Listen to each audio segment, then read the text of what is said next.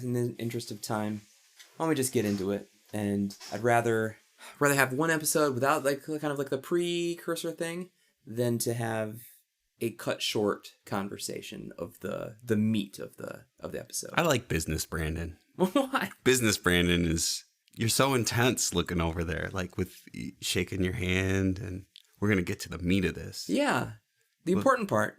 And sometimes we sit here and we struggle and try to find, okay, what are we going to talk about really quick for the, for that little intro part. And then usually we don't think too much. With the good ones, you come in knowing what we're going to talk about. That's true. And in the bad ones, I just start rambling to you about something that I've been curious about, and it goes nowhere. Yeah, well, okay.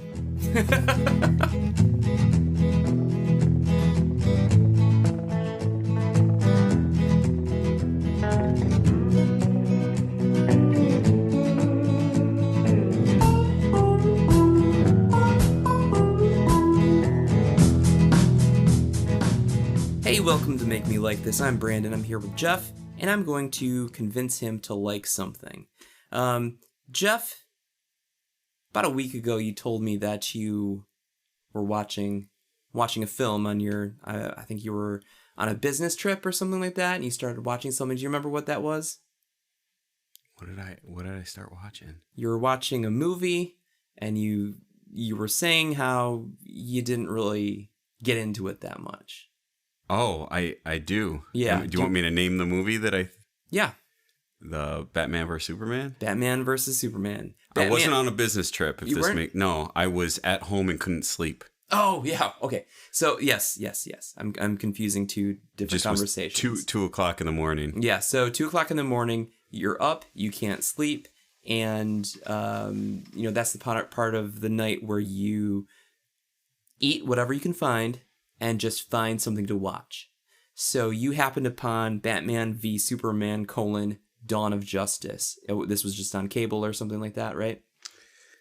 YouTube TV suggested a bunch of stuff to me. So yeah. I started just recording all these random movies. I've taken a different approach to it. Like I've always been bummed that How I Met Your Mother is not on Netflix anymore, because there's certain shows that I just feel comfortable binging and putting on in background. Yeah. And I haven't binged How I Met Your Mother in a long time. I've binged Parks and Rec twice, and Friends countless times.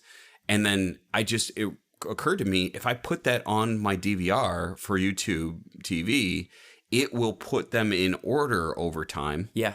And so I can just wait. It fills in the episodes and the seasons across many seasons, does the organization for you, and because there's no limit to the DVR, you might as well just record everything. Mm-hmm. And that was the same thing. A couple of years ago, my wife and I stopped watching Big Bang Theory because we got behind by like 60 episodes, and we had to make a decision to just delete it because we were running out of DVR space. Well, now, we're 4 seasons behind, and I think it just ended. It just had its finale, its grand finale. So I thought, what the heck? I might as well record them. And then over time, it's going to fill in with all of the ones that we've missed. And then at our leisure, if we ever choose to, we may not even choose to see how it ends, but that's available to us, right? So why not? That's changed the way that I consume TV. Not having a DVR storage limit. Yeah, absolutely. I didn't realize it at first because for me, it was a replacement for cable. Right. But what I'm realizing is that it's not only a replacement for cable, it's a supplement for what content Netflix doesn't have. Right. Which delivering it in the model that Netflix does. Delivering it in the same model. Yeah. I never realized that one of my biggest hangups of not wanting to DVR all the episodes of an older show when I had Dish Network, for example, was that the DVR structure of that provider put it in an order of recordings when it was recorded, not in the sequence of when it was initially released. Right. Yeah, it's amazing. It's a simple thing, but it makes all the difference in the world for me. Absolutely. So I recorded the new Ghostbusters reboot. I recorded Batman vs. Superman, and there's certain movies that I'm always like, I'll watch that when it's so released that it won't be difficult for me to watch it at no cost above what I'm already paying to subscribe to different things. Absolutely. And so that's one of them that I watch. But anyway, I'm realizing, I just got back to where we were talking about it. I said, couldn't sleep last night, watched Batman vs. Superman for the first time. I'm so confused. And then this is a text to me. Yeah. And then you said, did you see me though? Yeah. And I said, yeah. Had to pause and rewind a few times. It was the best part of the movie. Easy. Are you wearing the same shirt you have on in your avatar? Also, you better not be going over there to poop. It's a no poop potty. So that was different conversation. Separate conversation. So to fill in any listeners who don't know this, although if you know me, you probably know this, but I was an extra in this movie, Batman vs. Superman. And despite that fact, I've only seen this movie once. And that was in the theater, once all the way through. So I watched it in the movie theater all the way through, went with my siblings and in-laws, and then we all noticed at the same time, you do it on a big screen, you can see the little background characters like pretty clearly. So we saw me, and it was great, and then we went home and went about our lives. There was a 2.5 year wait between when we shot that scene and to when it was actually released. And then even further, another 7-8 months before it became available on digital, so I could watch it in slow motion and stuff. But to be fair, I did see myself in real time as we were at the movie theater, as did my siblings, and I'm right there. I'm in a good spot. You've seen so many times that as soon as I started to see the Broad Art Museum, I was on high alert and like up on the edge of my seat. And honestly, like that might have been distracting to me because I kind of think I must have missed something where I was daydreaming immediately before that. I feel like I must have missed something critical to the plot line. Yeah. But it's not that I thought it was a bad movie. Mm-hmm. It's just it confused you found it to be confusing. Me. Yeah. It was hard for me to track the plot. Yeah, certainly. So I'm going to share a little bit about why you should like this movie. Okay. Other than the fact that I'm in it. And I'm saying this actually only having seen it once. Because, when it was released on digital, I bought it and then fast forwarded until the part where I was, and then did some screenshots on the iPad so I can get them, to use for my profile headers and whatnot, my LinkedIn. So this is, you're not going to utilize yourself. This is almost not in spite of you being in there, but that is not a rationale that you think I should use to like this film. Well, that's probably my most compelling case, but that's a given. So I'm going to talk about... Because you were fantastic. I was really good for that 2 seconds. You can see all of my teeth.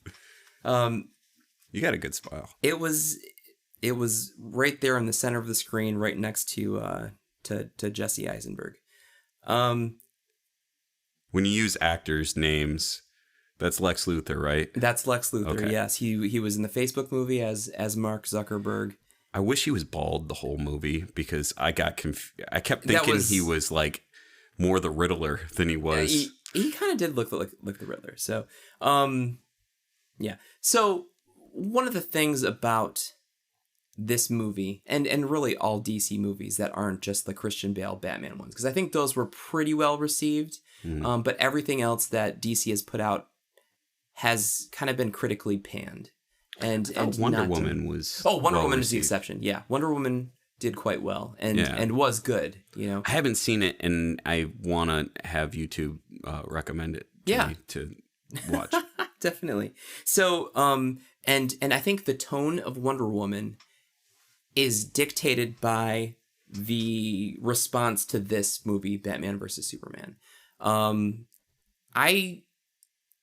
convinced that we have been so spoiled by Marvel movies, setting a great tone, making a fun movie. A comic book movie is supposed to be fun, right? Comic books are fun. Superheroes are fun. Mm-hmm. Marvel has found a great balance in action and comedy and self-reverence and just being an enjoyable film. And that's kind of, and you know, up until Endgame, they've had a 22 movie canvas to kind of paint this, and they've been really good and consistent across all of those films that you recognize those elements when you're watching them, right? You enjoy Marvel movies, right? I like Marvel movies. Yeah, and judging by their their box office success, it'd be safe to say that most of America most of the world likes Marvel movies. And in comparison, the dark, brooding DC movies, this one being kind of the apex of that, because you've got Superman, who's supposed to be like this all-American, like goody two-shoes, but very like dark and gritty in this adaptation of it, and Batman, who's like an older, more grizzled Batman at the end, like years after he's started, kind of coming together. And just the tone of it is really kind of dark. Even if you look at like the film visually, it's dark, right? It's kind of hard to see some of the things because of like the shadows and I was happy that I watched it at night with completely dark in my house. Yeah. Absolutely. Eating leftovers. Yeah. You're watching it through like your greasy fingers, like, and like I gauge a good night of being awake, which happens probably once a week. Yeah. Where I have to just get up. And I gauge a good night by how many days of leftovers I can consume in that night. In that night, if you ate 2 days worth of leftovers, that was a good night. Yeah, that's the more you can eat, the better the night. It's been a good night because I got like that engaged in something. Okay. Right. Usually if I eat one thing and then go back to bed, that's like status quo. Okay. I just needed something to settle my mind a little bit. I could have done something other than food. Yeah. When I lost 25 pounds, one of the secrets was drinking water instead of eating Ben & Jerry's. Yeah. Most people try to holistically overhaul their diet. Yeah. My diet is so gluttonous that if I just cut out the non-meals that no one else has, that's 25 pounds worth of. That's good enough. Yeah. Right. But so usually you're not really eating because you're waking up in the middle of the night hungry. You're doing it for like comfort, to lull you back to sleep. It's comfort. Yeah. Yeah. I have a comfort complex with with food. You should have just like this vat of like jelly or something that you just sit in, so it's like simulating a womb that you can nestle yourself in and calm and soothe yourself until you fall back asleep. I don't know what it is. I mean, I guess I stress eat, but I just in certain situations just appreciate it. And waking up in the middle of the night is incredibly frustrating for me. Yeah. Because I feel like I'm losing out on an opportunity to feel good. Yeah, you are. And because of that, I lean on my other opportunities to have stolen TV time and a fifth meal. Right. Or a sixth meal, depending on the day. Meal. Not a fourth meal. I don't know what it contributes to, because if it's 2 a.m., does that count towards the previous day's quota, or am I just starting breakfast early? I think it's midnight snack. Midnight snack. So it doesn't even count. It's not part of a day. I think that is traditionally the fourth meal, the midnight snack, right? The fourth meal? Yeah, that's what Taco Bell leads us to believe. So what hour of the day to you is the tipping point between night and day? Or is it sunrise? I think it's sunrise. Yeah, sunrise and sunset. So if if the sun has not risen, Yeah. it's still the day before to you. Well, no, because you wake up in the morning in the winter and it's breakfast time and it's still dark out. That's breakfast. That's still breakfast. I would say after 4 a.m.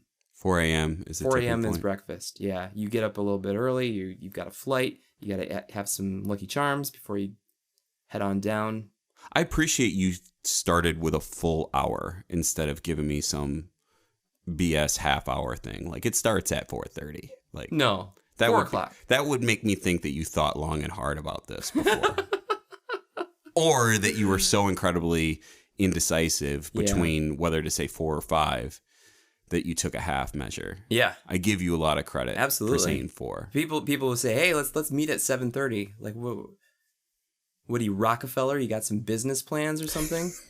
Like, just say 7 or just say 8. And forget people that say quarter after or quarter till. Yeah, no, people don't do. You don't use analog clocks anymore. So that whole thing about the quarters and the halves, that's relative to space on the circle, right? Right. You don't do that anymore.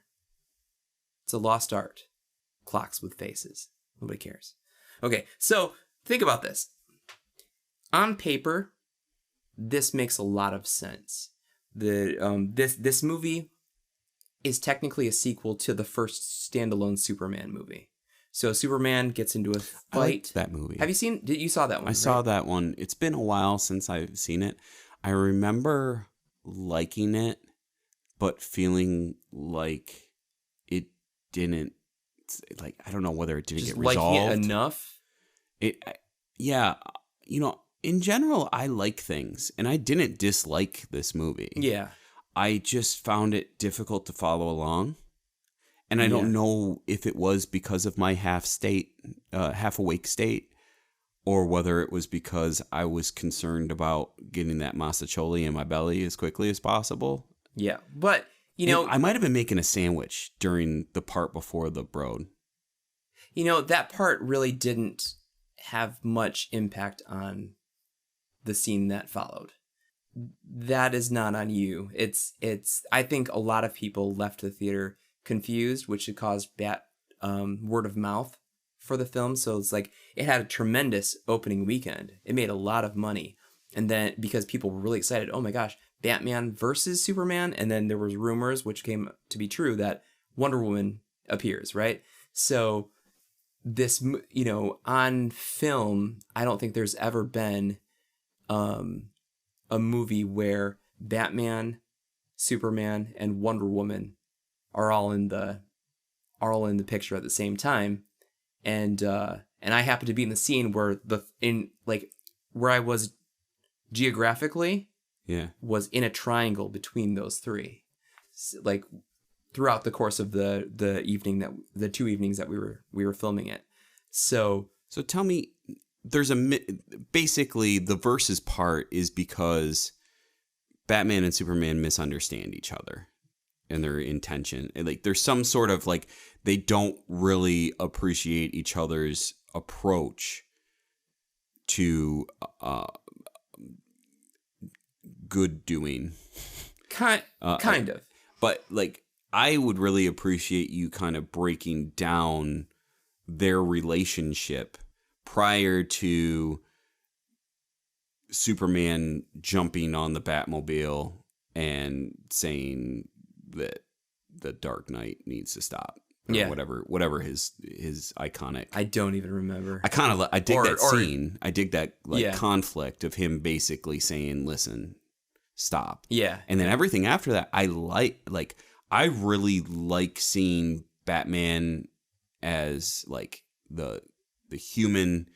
I mean, his humanity is the whole key to that, right? Absolutely, yeah. And his ingenuity in coming up with the kryptonite armed weaponry and really coming to the brink of destroying him if it wasn't for the fact that he became aware that Lex Luthor was setting up his Superman's Earth Mother in a similar way that his parents were murdered.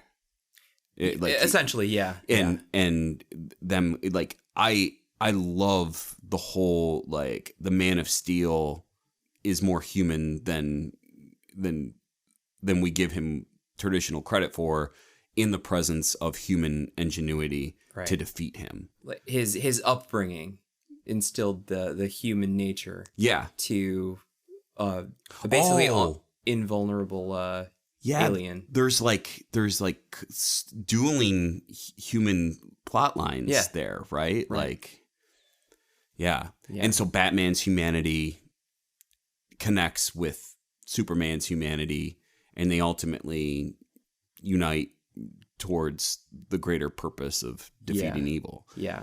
It's like, I really love the idea of them not seeing eye to eye at first, like misunderstanding one another. But it wasn't really clear to me exactly all of the details of why they didn't understand each other. I almost would appreciate like a rival Batman film to go along. I know we had the Dark Knight saga, but that really wasn't connected necessarily with that. We all know that Batman is vigilante justice and everything like that, and so you can see the misunderstandings within that. But to me, it just wasn't strong in probably understanding that. And I didn't realize that until I started talking with you. I was just straight up confused. Right. It's so, and there is a core component of this that features heavily in the comic books, which I didn't read, but having known enough, we have a former colleague who was really into comics, and he kind of explained the general storyline from the comics that this was supposed to follow. And he hated this movie because it diverged from that a little bit.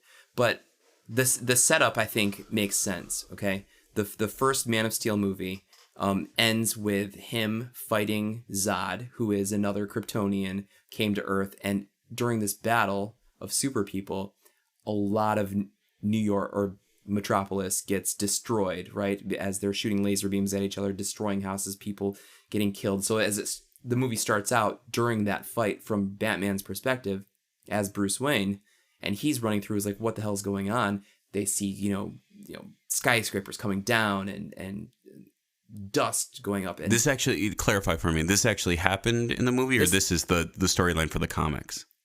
This is the movie. Okay. So when this movie, Batman vs. Superman, starts, it's Batman's perspective of that fight between Superman and Zod. So there's like a little girl who is about to like get crumbled pieces of skyscraper plopped on her by the ensuing battle. So Batman runs and grabs her and saves her. Yeah. But he's like witnessing this and is like, this. I remember this. Yeah, this guy who has unbridled power has no checks and balances.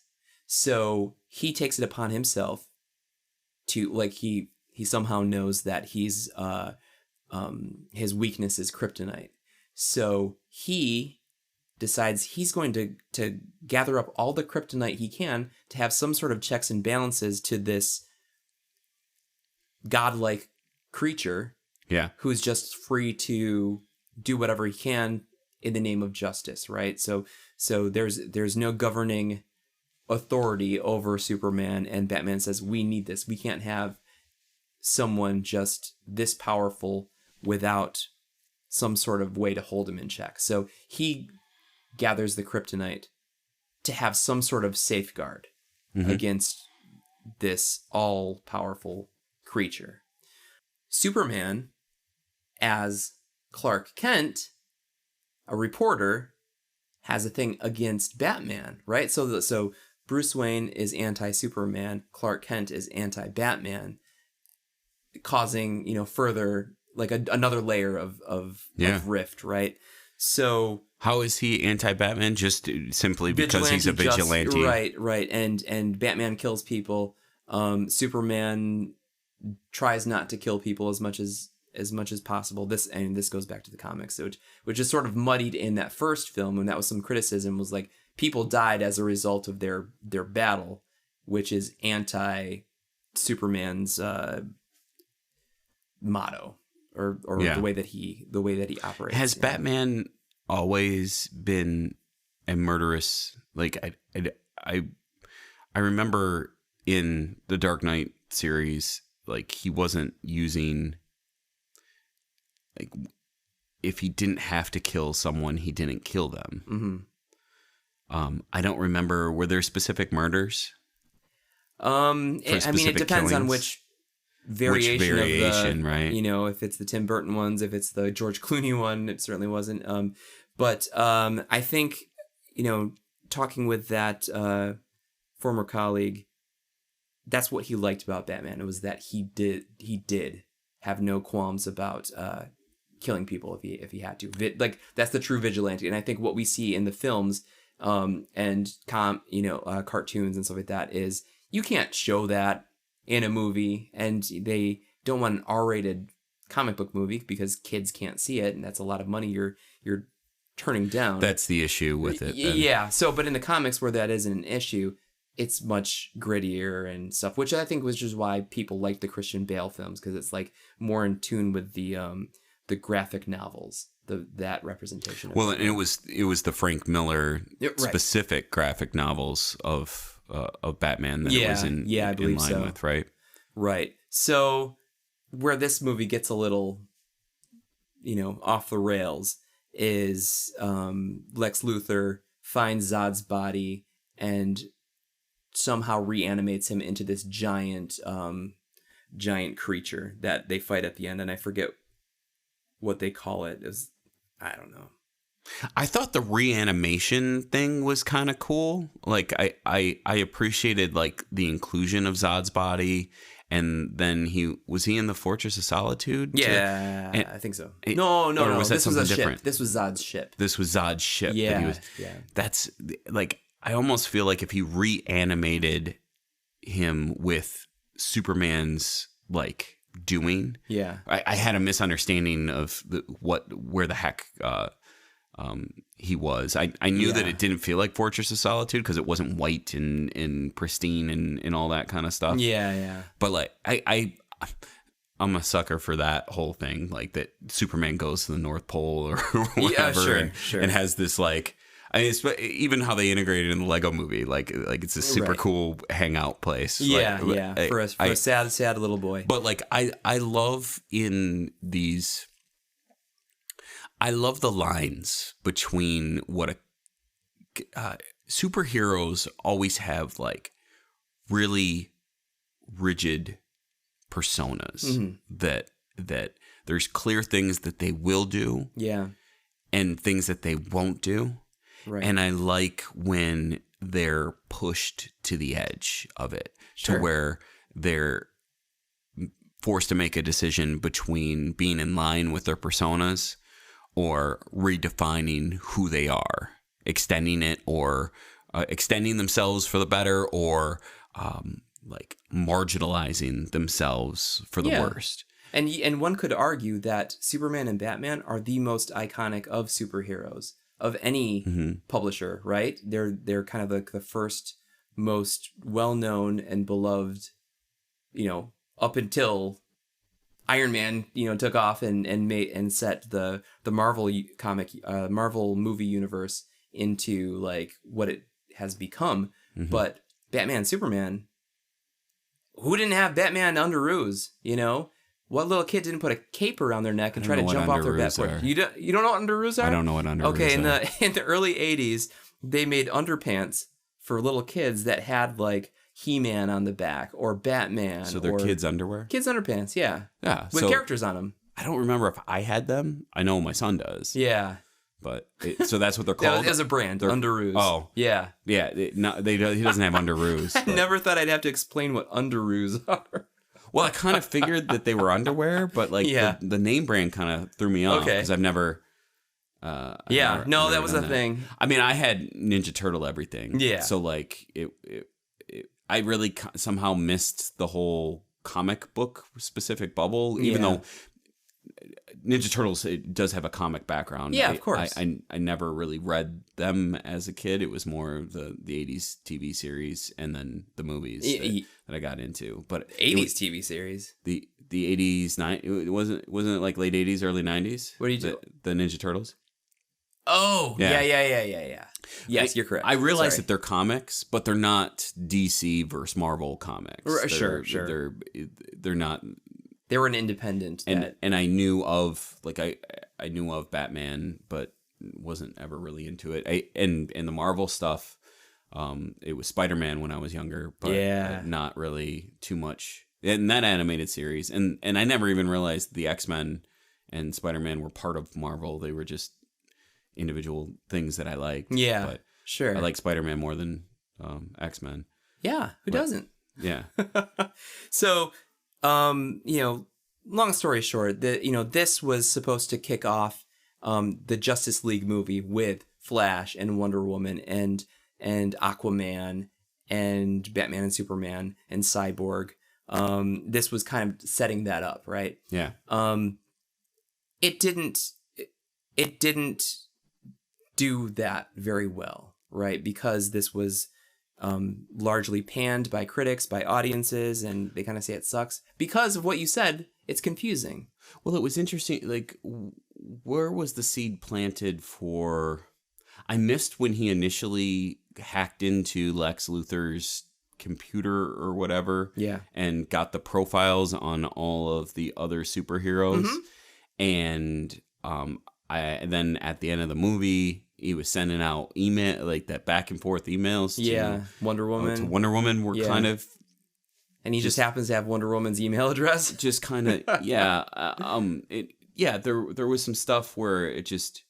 I liked the aesthetics of it. The battle was fine. Yeah. I liked the grittiness of it. I would go as far as to say I liked the movie, like, as an entertaining thing at 2 a.m. Yeah. Like, I didn't feel regretful that I utilized that time.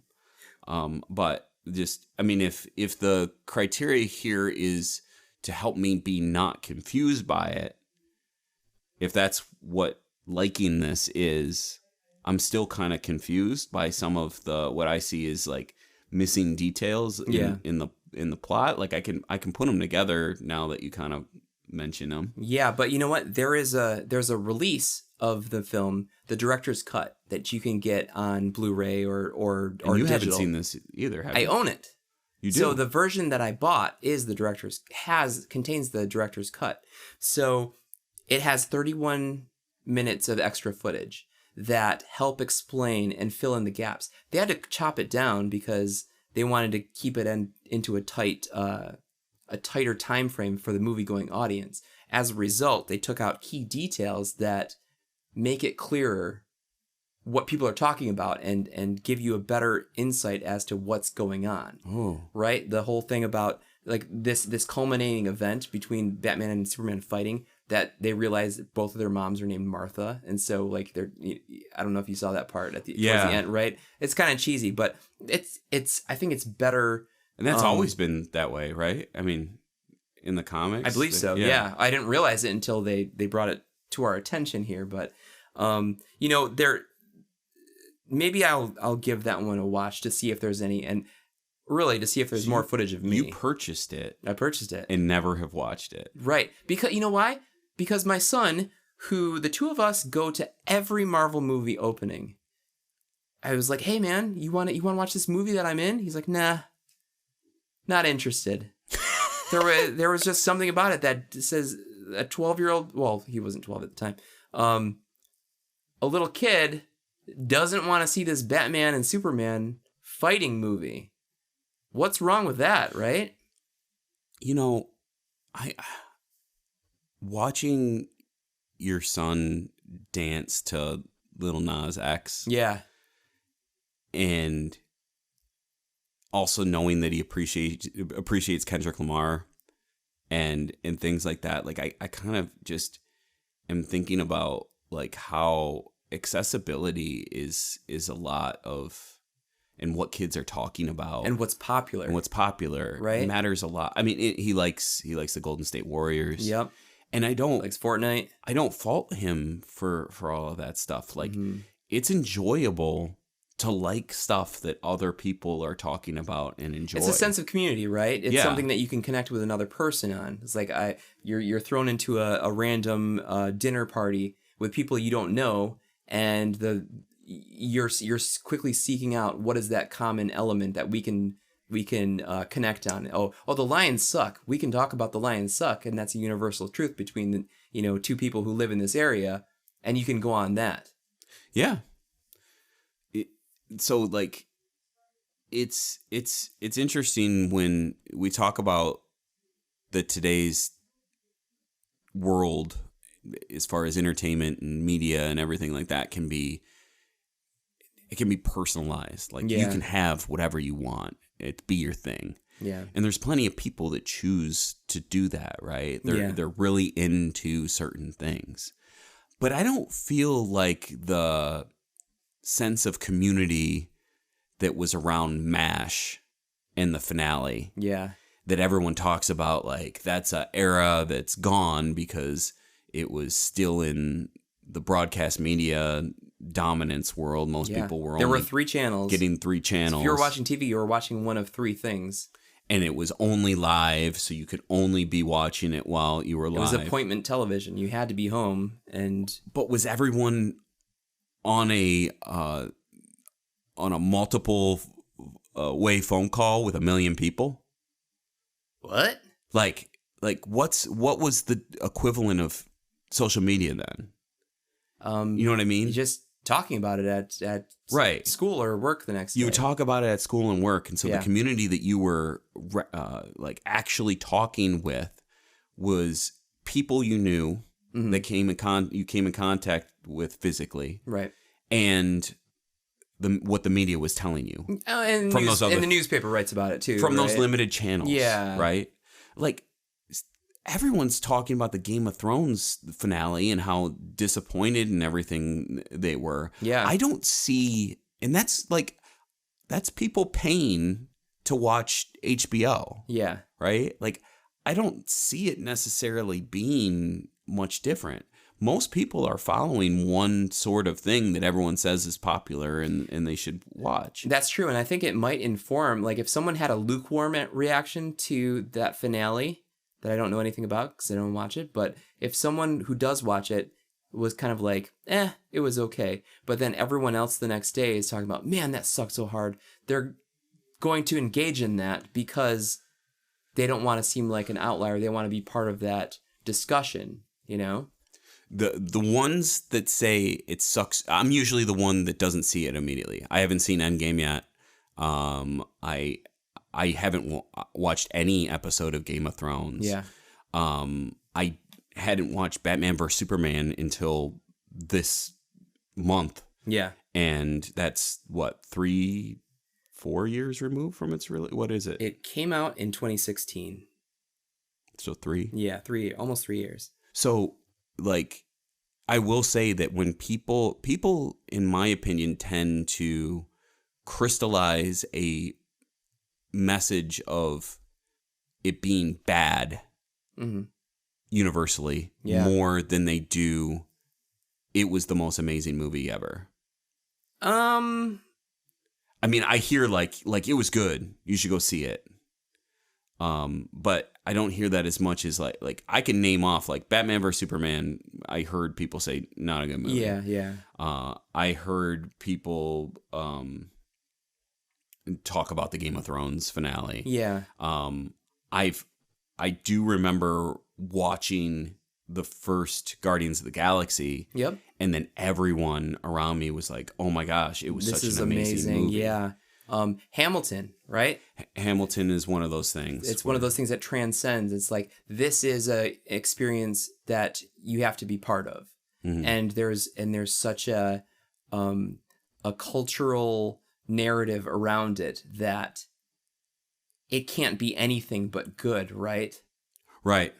And the same, I heard the same thing when Guardians came out and when Iron Man came out. And so I do feel like there are those pockets of things that when they are an outlier that's so good and above everything else that you've ever experienced, people do tend to speak in hyperbole and amplify it even more. But you're right that you do hear the negative more because there's a lot of crap out there. There's as the content cycle is just like chugging out things, a lot of it is crappy. So there's a lot more of it to talk negatively about. Yeah. Yeah. So, I mean, this movie made $874 million in its run in the movie theater. That's not bad, right? For as universally panned as it's been and how many people have crapped on it, that's a lot of money. That's almost $1 billion. What movie did I read? Because I was on Wikipedia after or during and all that kind of stuff. What movie didn't make enough money to be... There was something where it was a box office fail. Yeah. This wasn't that movie? No. Because it cost a lot to make. The budget was $250 to $300 million. I'm looking at the Wikipedia page right now. And the box office draw, this is just box office, was $873.6 million. That's just in the theaters. That's not cool. Including licensing to play it on cable, sure, merchandise, DVDs. So they objectively made a lot of money. They made money, right? Yeah. It just it didn't resonate with people as much as the Avengers has. Yeah. Right? Where it's like a more of a cultural phenomenon. And this was kind of like GoBots to Transformers, What about the Justice League movie? So the Justice League movie, from what I understand, did similarly well financially, but wasn't and it was like decidedly lighter in tone, more jokes and more of a comedic thread throughout. Yeah. But it still wasn't Marvel. And I think it's always chasing just this master plan concocted by Marvel in the cinematic universe. You can't compare to that. And you're always going to be compared to that, right? Because they are doing it really well, and it's something that people will line up to go, to go see opening night. And nothing in the DC universe, aside from like that first Batman with Christian Bale, has come close to that, right? Yeah. So on its own, in a world where Marvel doesn't exist, and you're watching just Batman versus Superman and just Justice League, that might be a pretty decent superhero experience. But we're always comparing it to the phenomenal job that Robert Downey Jr. and Chris Evans and Chris Hemsworth and all of the Marvel guys and girls, men and women. God, what a faux pas. But you're always going to be comparing it to it, and it's not going to live up to that. I'm sorry, they're just not as skilled storyteller. Well, I agree with you. It doesn't mean that it doesn't have a right to exist. Because absolutely. I was entertained by it, legitimately. Yeah. I'm glad that it's there because it was a good choice for me to watch at 2 a.m. in the morning while I was hammering out some leftovers. Yeah, absolutely. The question I have is just curiosity to me. My sons are 3 and 1. Yeah. Your son is 12. The last 10 years of his life, he hasn't been watching the Marvel films for that entire period. So has he been has he watched all of them? Yeah. So he hasn't seen Thor 2, and he hasn't seen probably, that might be the only one he hasn't seen. I like Thor 2. Even though it doesn't have that great of reviews, right? Yeah. I have not seen Ant-Man or Ant-Man 2. Yeah. Ant-Man was actually his favorite. Leading up to Infinity War and Endgame. Any movie that Paul Rudd's in is Paul Rudd good. is magic, man. Yeah. He is everything he that should do I every want to be. Other Marvel movie over again. Yeah. And just be all the characters. Yeah, absolutely. Let that be his clumps. I would watch that in a heartbeat. But I took my son to the Avengers when he was 6. Thinking, I would cover his eyes if there was anything too scary for him or something like that. And it was new. And it was new. It was fresh. It was right in the theaters. So when he was 6, I made the parenting call to say, you know what, he'll be fine. He's okay. And he fell in love with it. And he fell in love with it. And so, and every, big Marvel release since, we've gone opening weekend together to watch it. And that's just kind of like our thing. And that's not something that we have had with DC movies, right? There's not that same connection. What I'm wondering is, will I be able to have the same kind of relationship with my sons around these specific films? Or will they not hold up because there's not all the hoopla around them that there currently is? It's hard. It's hard to say, but I would guess that it's going to hold up. Mm-hmm. The same elements are there. It's not incredibly time stamped. Although, who knows? It'll be like Star Wars. Is that what it'll be like for my kids? I mean, will it be better? In 5 years, your kids will be into superheroes, maybe. And they'll still be making Marvel movies. And they'll still be making in 5 them. years. It's just past this initial. It's not going to be like when I tried to introduce Star Wars to my son when he was 6, 7, 8, and it was 40 years in the past, 35 years in the past. This is still going to be within the last 20, like your son's lifetime. Yeah. It's not super far removed like Star Wars was to my kids. Part of my affinity with Star Wars comes from their re-releases in the 90s. Sure. I never really watched them until they were back out in the box office. So I think that that's a big thing for attachment to movies. Like, could I have gone and seen this in the theater? Yeah. Because it's always going to feel historical if you couldn't. Yeah. And I think with your son, because he was able to see some in the theater, he has a special place for those movies. It was kind of like a landmark moment for him because he was a big enough boy to go see a movie in the movie theater, right? A PG-13 movie in the movie theater, which now is pretty. It's pretty soft. When he was 6, yeah.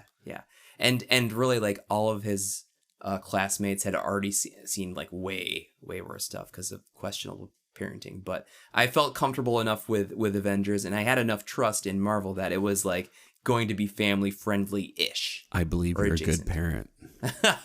I believe you. Well, at least in comparison to some that I know. I'm glad you're building this for listeners who don't know you, though. Yeah, that's true. That that's Brandon true. is a good parent. I think if I keep saying that you're a good parent, I'll believe it. Everyone will believe that you're a good parent. It's not your fault. It's not your fault. Oh. Yeah, I can't get him to watch a movie that I'm in, though. You would think that would be a draw. I was like, hey, this big Hollywood blockbuster movie with like major movie stars, your dad is in it. You want to see it? No, I'm good. I think that's cool, though. Isn't that it's kind of a baller move? It's kind of Yeah. I want him to. I want to make him like it. I want to make him like this movie. That'd be a good one. Yeah. But like just in closing. And I think I've mentioned this before, and I can't remember if I've mentioned this in a prior episode, but this is the movie that made me happy with where I am in my life. Because, 1997 in college, I see Good Will Hunting, and I'm like, I want to be that. I want to act. This is the kind of movie I want to act in. And it started off a path of independent films and doing, independent. Just a career in entertainment. Sure. And then standing next to Ben Affleck, who was in that very movie and created that movie that helped inspire me to want to seek this out as an avenue for me creatively. And looking at him, and this dude is frigging Batman. And he looks miserable. It's 2:00 in the morning. He's in East Lansing, Michigan, standing next to a bunch of nobodies, and I look over at him and he looks physically in pain. And this was also probably during his divorce and relapse into alcoholism and stuff like that. Or this is like the predecessor to that. Wow. But sorry, Ben. Sorry, Ben, when you listen to this, text me. Brandon's got it better than you, though. I sort of, you know what? Happiness wise, I might, to be perfectly honest. But it just goes to show, like, is this what I'm aiming for? Is this what I want my life to be? He has everything that, like, I would look at him and be like, you have got everything. You should be happy, right? And it just shows, like, no, you don't. And this that's is not even necessarily true. 15 years into a professional career. Yeah. Right. Yeah. Like, it took 15 years into a professional career in this moment to be like, I'm happy. Like, it took this moment to say, you know what? If I never have a career as an actor or in an entertainment industry, prior to that, I would probably be like, no, I'm not ever going to give up. That's my dream, and that's all what I've always wanted. But in that moment and throughout the course of those 2 days, thinking, I don't know if I could do this, and I don't know if I want to do this. Time away from my family, and being miserable. That's cool, because it's not you saying, "Hey, I got my shot." Yeah. Right. Like, I was on a Hollywood big budget movie set. Yeah. I mean, that's there. There probably is a little bit of contentment for you that you got to experience that. But absolutely, what you're talking about right now is that it actually revealed to you how much of that would not be enjoyable. Right. And that's very interesting to me, that it was a really positive experience for you because it gave you closure and confirmation that isn't for you. Yeah. If this is the last thing I ever do, then in terms of acting, I'd be okay with that, and it had to be Ben Affleck too, or it could have been Matt Damon or Robin Williams, but just because it came full circle. Because it came full circle, and it was so clearly aligned to me in 1997 saying, I want what this guy has. Yeah. And to stand next to him and look at him in person and to say, nah, I don't want that. If you were on the set of Jersey Girl, it might have been a different story. It would have been totally different, because George Carlin would have been there, and Will Smith and Kevin Smith. You'd be like, this is awesome. All the Smiths. I want to be this. I want to double down on this. Yeah, no, that would have been probably a funner time. No, I really enjoyed it, and being able to look back and say, I was in this pretty big movie, and with Ben Affleck, who I'd like previously wanted to aspire to be, and to look at him and to say, you know what, my life can be complete without achieving that. Like, if that's what I'm aspiring to, then that's not necessary, right? So for that reason alone, you gotta appreciate this movie, because it helped me come to a place where I recognize and become thankful for where I am in life, where, like, with family and career, and just being a happy person and not feeling like there's something out there that I need to still chase, and that it kind of, like, you're right, it came full circle, and I can be very happy that my path led me there, right? And it's all around Ben Affleck. So, given all that, and your answer here... Nah, Dad. It does... I don't want to watch it. If you could not channel my son through your voice, that would be perfect. That sounds nothing like your son's voice. It doesn't, yeah, and all it does is affect my relationship with you. Oh, I thought you were going to say affect my relationship with my son. No. That's not going to happen. That's cool, yeah. So, Jeff, what do you think? Given all this, I give you a little bit more insight to why, this might be a better movie than you originally thought, and that the critics originally thought. Although I don't think I made a really compelling case for it, but I tried to fill in some holes for I think you. what you made a compelling case for me is I'd really like to watch the extended cut. Yeah. And I do think I need to watch it again, because I was confused, and I feel like I was missing stuff.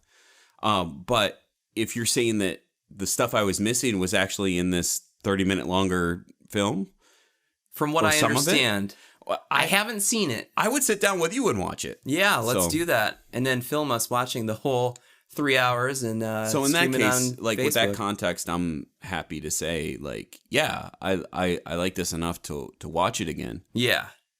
And then I get residual checks. Do you get checks every time it's watched? No. Yeah. No. I don't get anything. No. I got paid. Did any of the extras get it? You got paid $280? Yeah, for 2 nights of work. 2 nights of work. Isn't that bad? Yeah. And you were miserable and lost No, sleep? I was in heaven the whole time. So you weren't really miserable. You just saw other actors like. No, I saw Ben Affleck like that. Yeah. Superman, he's fine. Yeah. Wonder Woman, she was smiling. She was like lovely. Just lovely the whole time and interacting with the people around her and just like this. And this is before she's mega famous too, right? I gotta think. Yeah, who you think Gal Gadot has gotten jaded over time? No, I don't. She just seems like I look at her and I was like, you can't fake that. Yeah, like she just seems overjoyed to be around people and existing and doing this thing that she loves to do. Yeah, and this was when she was just, someone who appeared in the Fast and the Furious films, right? Sure. Nobody really knew who she was, so she was kind of an unknown at the time, even though she'd been in a few things.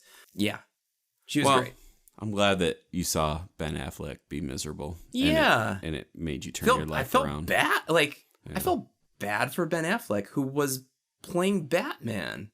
That seems to be like the height. Maybe he was just really in character, because I got to think that Batman, the actual character, is really, really He's a miserable guy.